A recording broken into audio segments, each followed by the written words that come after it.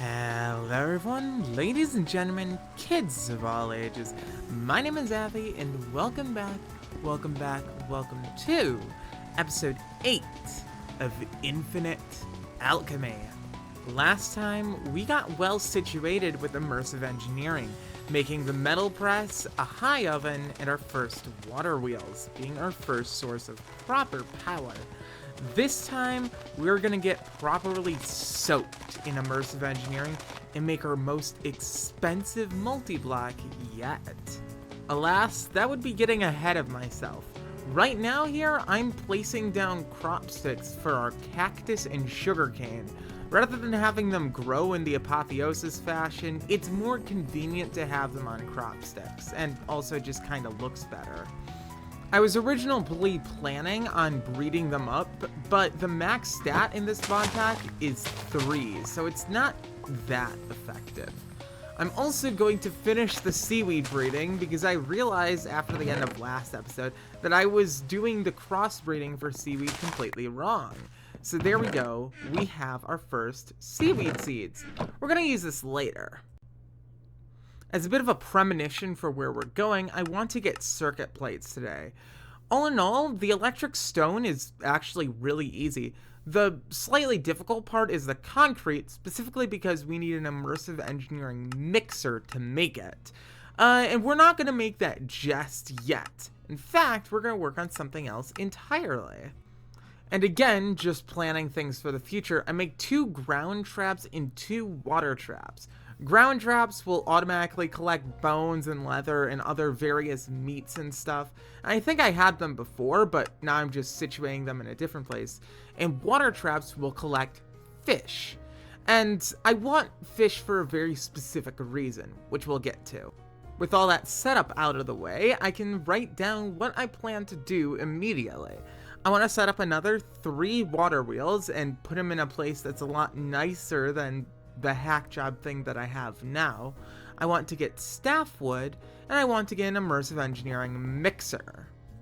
On the topic, I didn't know in the last episode that the immersive engineering wire mold is actually the correct wire mold to use. There is no custom wire mold. So I make that so I can make wires cheaper. Much like last episode, I have to make the kinetic dynamo, and I have to make only 2 more water wheels because I got 1 from a quest previously. And that settles up the actual crafting that I need to do for my next set of water wheels. I also make an LV capacitor for storage of power. The only interesting thing about this recipe is that it takes balloy, which is an alloy of lead and antimony. So it was fairly simple and I didn't bother showing me making it. So now I want a place to put these water wheels, and I had the idea of putting them on the edge, and that took a while to do, so I'm just speeding through it because it was oftentimes a lot of breaking blocks and then placing them and then breaking them again because I was doing it completely wrong. But there we go, we have the 2 water wheels set up and it honestly looks pretty good. Also, the setup I have for the water wheels here is going to be generating more power. The exact reason why is kind of finagly, but let's just say that my previous setup was actually a little bit deficient in power, whereas this one will be perfectly efficient. I should still note that water wheels are not a terribly good source of power, but it's kind of the only one we have at the moment, so we're going to have to put up with it. I also set up the routing to the LV capacitor that I'm gonna want. I'll be honest, the LV capacitor only stores 100,000 RF, and it's not that useful, all things considered. But it's something, and it's not really meant to store power, it's more just meant to be a buffer so that I can easily transfer it to the other side. And also so that I can have a routing node for it. So it's not really meant to store power, it's meant to just be there and look pretty, I suppose. And I do kind of like the lampposty nature of it, and I hope that this will make things go a bit better in terms of the power generation. Like, maybe it won't be as terrible running 2 machines at the same time, because in the past, I could barely run 2 machines at the same time. So this should at least alleviate some concerns for a little bit. Of course, once we get more than these 3 machines, it's not going to work, but that's a problem for later me. I also have melons and pumpkins on crop sticks now. I didn't want it to seem completely out of left field, but it's insanely useful to have these things on crop sticks so that they don't take up multiple blocks. Since I made the water wheels, I rewrite my priorities. My top one is the immersive engineering mixer. My next one is to improve the mob farm, and then I want to get the staffwood, instead of getting staffwood and then the mixer. The mixer is actually a rather simple multi-block. Most of the things I actually have just on hand already, and the rest of it isn't terrible to make. It doesn't take any heavy engineering blocks. We have all the steel scaffolding required for it, so it's not a huge investment to make. I already had the iron plates required for the iron sheet metal for it, and the only thing that was slightly difficult to make, or at least took more planning than normal, was the fact that I needed to make light engineering blocks, but that's to be expected. Alas, before quite finishing it, I actually made wet sand. Wet sand is an interesting block. It allows sugarcane to grow on it without needing to be next to water, but I don't care about that. The real thing is that it takes seaweed, and it's going to eventually be used for salt. I have actually no care about its explicit uses, because it is completely useless to me now that I have crop sticks. There I made the light engineering blocks, and there I make the steel fences. And the final thing we need for the mixer is love, or fluid pipes in a redstone engineering block, and because I hold no love in my heart, I make those 2 instead. So what does the mixer do for us? It allows us to mix things with liquids, which is very specific. Honestly, it's not used for a lot of things at the moment. Again, the only thing we're really going to use it for right now is the aforementioned concrete, which takes clay, gravel, sand, and water. So it's probably about the most simple thing you can make. Because immersive engineering machines don't have direct fluid insertion, I have to set up a tank with a fluid transfer node to get the water into it. The interesting thing about the mixer is that there isn't really an output, to say. It kind of all goes in the same tank, and it just produces the other liquid at the bottom, and then it will output that. So it looks interesting, but it works about the same as any other fluid mixing machine that wouldn't do that. Fortunately, it does auto output, so we can just slap a tank on the side of it, and that will put the concrete in. To make circuit plates, we're going to want electric stone dust, as previously mentioned. And electric stone dust takes relatively easy components and then grains of infinity. So once again, I need to set up a little bit of a platform so I can set bedrock on fire so that I can get all of the grains of infinity I need. I really should automate this properly, but I just have not gotten around to it. It's too boring to do. Here's the electric stone dust, and off camera I made more industrial clay so that I can with confidence make the circuit plates. You can make circuit plates without industrial clay using a bottling machine, which isn't even that expensive, but it's not even that expensive with the industrial clay, so it's whatever. I just decided to go with this option. If you'll remember, we made wet sand a while ago. The specific thing we need wet sand for is we need it to make salt. You see, by putting sugar and some white dye, in this case bone meal, in an infuser, in a wood infuser, and then putting wet sand on top of it, we get salt. This is our first and currently only way of getting salt. So I decided to bulk up on it and make 16 salt blocks, ending up being 64 salt. So why did I want the circuit plate so bad? The very simple reason is I want to upgrade the mob farm. Right now, the mob farm uses water in order to move the mobs into the drop chute, which is fine, but could be better. And more specifically by better, I mean it could use fans. we can make open blocks fans now that we have access to circuit plates, and that should hopefully make it even better. Before, the mobs only had a chance to fall into the water streams to go into the drop chute, but now the fans should guarantee that all mobs that spawn up in the dark box will fall down into the chute. I, however, didn't really know if this would exactly work. Mob grinding utils is in this pack and is the intended way to farm mobs, obviously. However, open blocks fans do push mobs, but it's a little bit janky. And I wasn't entirely sure if their range would be large enough for this farm, because this is a fairly big dark box. Doing some testing, I did figure out that by placing the fans in the walls, that would kinda close-ish push the mobs to the edge of the platform, which should hopefully be good enough. To play it safe, I decided to put 2 on each side as well, just to be totally sure that they would all be pushed right into the center. As for why we aren't using the mob fans for mob grinding utils, they're just a little bit out of reach at the moment. And probably setting this up right now would make setting up the mob fans later on even easier, so that would be good. Open blocks fans for mob farms was really only used in 1.7.10 for comparison, so, but that being said, that should be all finished, and it was fairly infuriating to go down this ladder, but the hope was that the mob farm should be more efficient. And the answer is yes, it was. It was a lot more efficient, and as a bonus, we even get Endermen now, which we didn't have before, so it worked.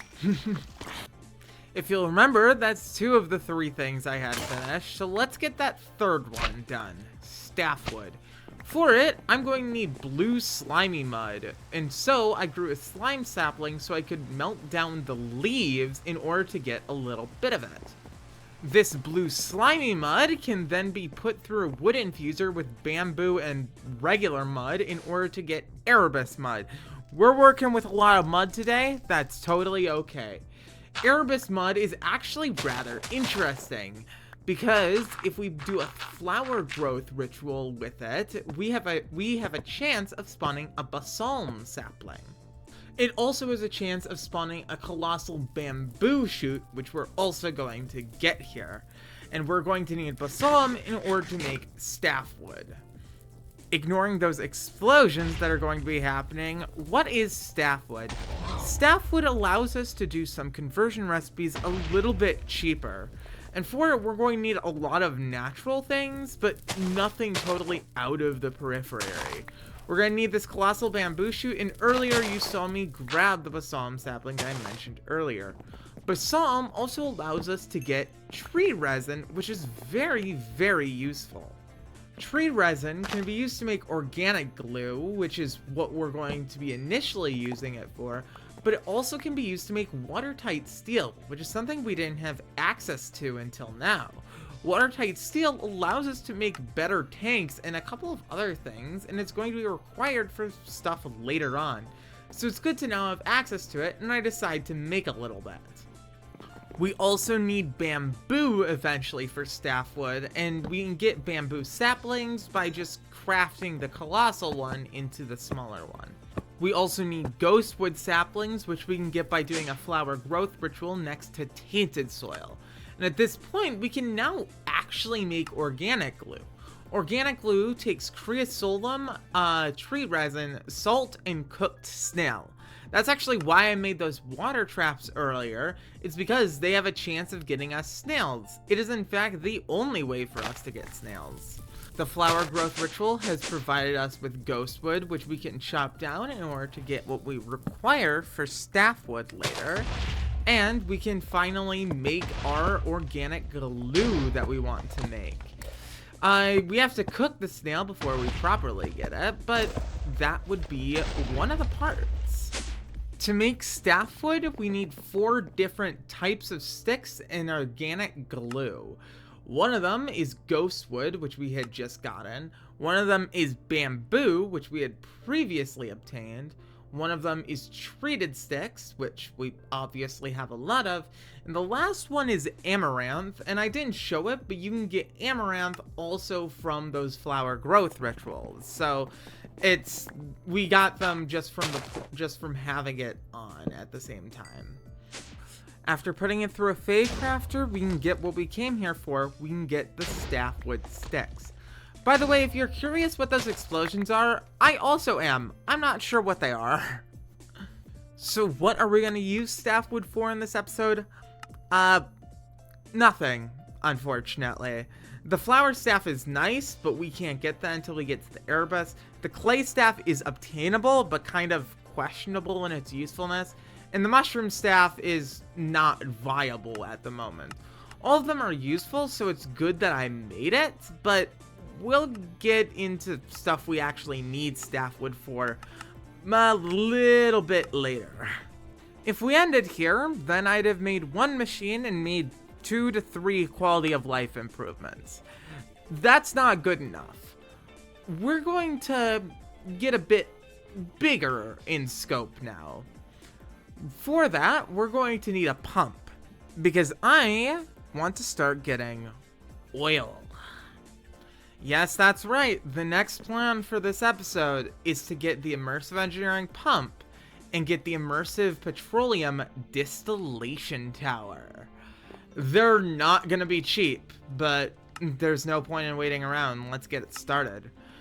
Let's start with the pump first. The pump obviously takes a redstone engineering block, and the other parts of it aren't horribly difficult either. We have the stuff for the light engineering blocks, that was simple, and then the stuff for the heavy engineering blocks is also simple. At this point, making them has become pretty easy. They're just mostly expensive in the amount of silver that they need. It also takes two steel blocks as well, oddly enough. We're also going to need some steel scaffolding in order to make it, and we're going to need some steel sheet metal to make it as well. We also need fluid pipes, which we already had enough of just lying around. The quest for the pump actually gives us a core sample drill, so we don't even need to make it.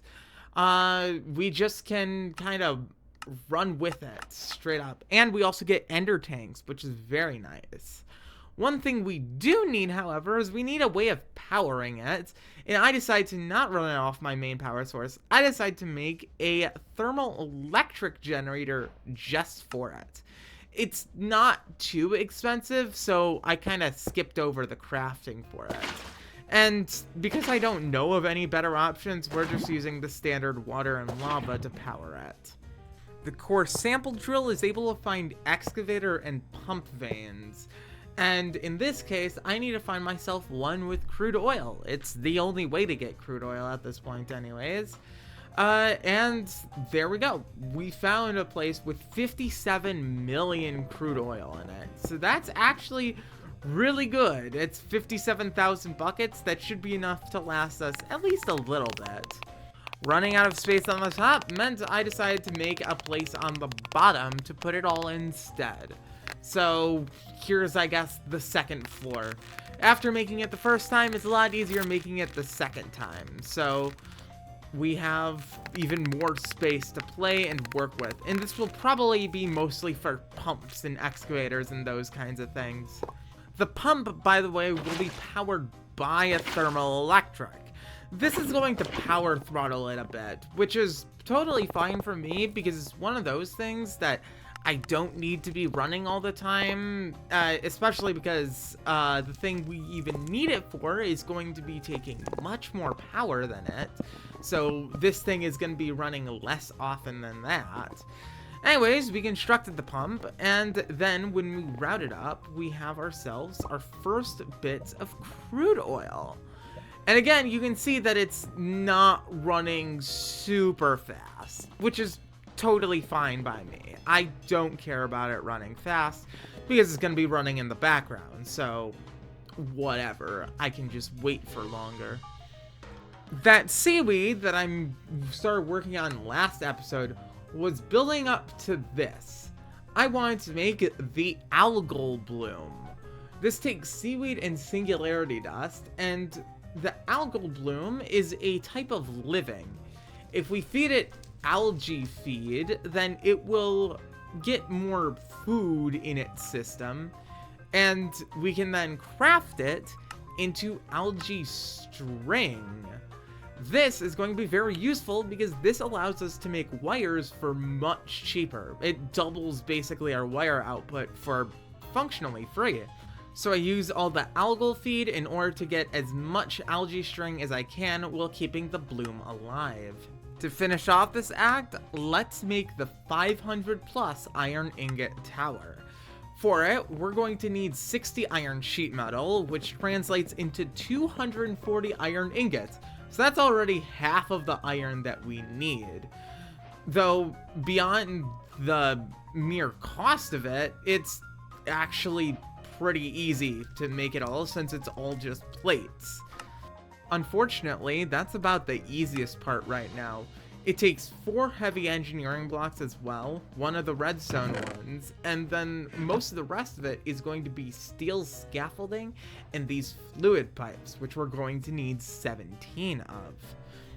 We also need 40 steel scaffolding for it, so 5 crafts, and that's fairly expensive on the steel front, and we need to turn 15 of these into steel scaffolding slabs for it. So even though we went through the crafting here relatively quickly, that is not to say that it was any bit cheap. These were very expensive components that we all needed. Though we get 32 iron blocks in return, so it's honestly not that bad. I don't know exactly how much we lost or gained, but it relatively evened out. We still have 900 iron in our chest.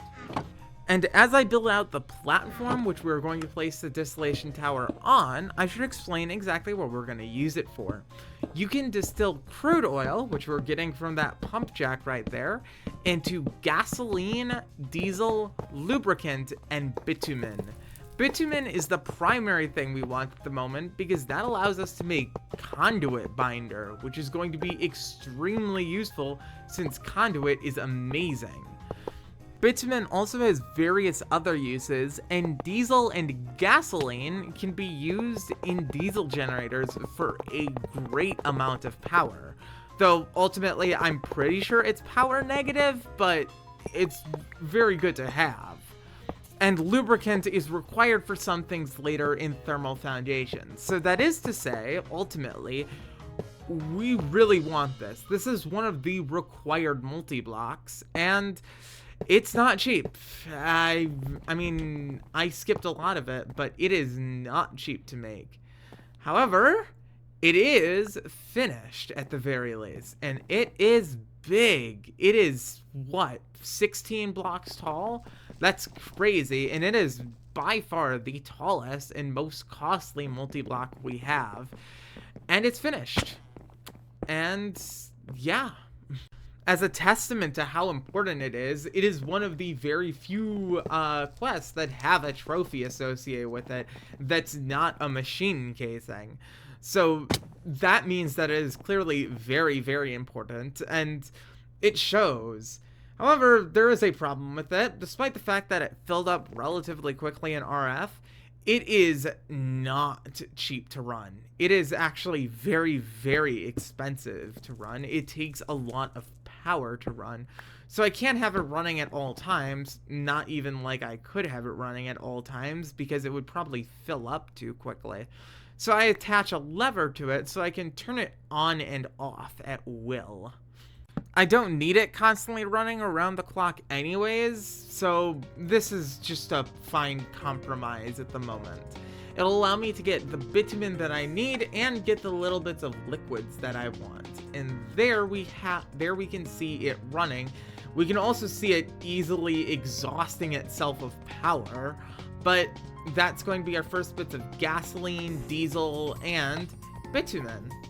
And as I upgrade my tool heads for the first time in probably 6 episodes and maybe 20-ish hours of gameplay, I think that is a great point to end this episode. we actually got a lot finished, or more correctly, we got a lot of progression done. We finally got another trophy with that big tower that we made, and we're surely going to be able to unlock even more as we dive even further into immersive engineering and hopefully finish off the chapter eventually. Conduits are also a major quality of life improvement over transfer nodes, and even though I can't make them yet, we are getting much closer to being able to make them. However, one of the products of the Distillation Tower is giving us pointers as to where to go next. Gasoline and diesel both are used in diesel generators, and that is going to be a project for next time.